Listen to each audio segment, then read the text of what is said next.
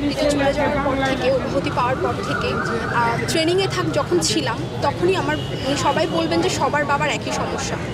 আমার আব্বুর 4টা ব্লক ছিল, 2টা ব্লকে রিং পড়ানো হয়েছে, অনেক টাকা, প্লাস আমাকে ট্রেনিংয়ে পাঠানোর পরও অনেকগুলো টাকা ওখানে দিতে হতো, কারণ আমরা বিনা বেতনে চাকরি করেছি সেখানে 1টা বছর।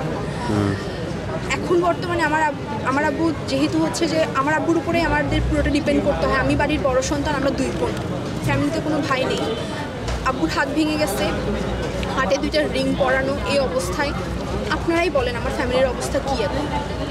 তারপরেও হচ্ছে যে ছোটোখাটো জবের চেষ্টা করতেছি, যেহেতু যেই বড় একটা প্রিপারেশন দরকার হয় সরকারি জবের বা ভালো কোনো জব পেতে হলে যে প্রিপারেশনটা দরকার, এমন একটা মানসিক অবস্থায় অন্য চাকরির জন্য যে পড়ালেখা শুরু করব সেই আশার শক্তি সব কিছু ভেঙে গেছে। তারপরেও ছোটোখাটো যেই জবগুলোতে যাওয়ার চাকরি চেষ্টা করতেছি, সেখান থেকে বলে যে আপনার এই যোগ্যতার জন্য এই চাকরি আপনার জন্য না। আর যখন শোনা হয় যে আমরা ডিসচার্জ, তখন তো চাকরিতে ডাকেই না, ইন্টারভিউ থেকে আমাদের বাদ আসতে হয়।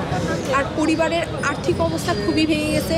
আম্মুকে অনেকেই রাস্তায় বের হলেই জিজ্ঞেস করে যে মেয়েকে তো টাকা দিয়ে চাকরি দিয়েছিলেন, খাওয়ার টাকা নাই, সেখানে মেয়েকে দিয়ে টাকা দিয়ে চাকরি তো আমাদের মতো পরিবার ভাবতে পারে না। আমার 39তমতে আমি রিটেন থেকে বাদ করি, তারপর সার্জেন্টও অ্যাপ্লাই করেছিলাম, সেখানেও হয়নি। তো টাকা দিয়ে যদি চাকরি নেওয়ার হতো আমি 39তমতে নিতাম, 26তম সার্জেন্টে নিতাম। আমার কেন 40তমতেই টাকা দিয়ে চাকরি নিতে হলো?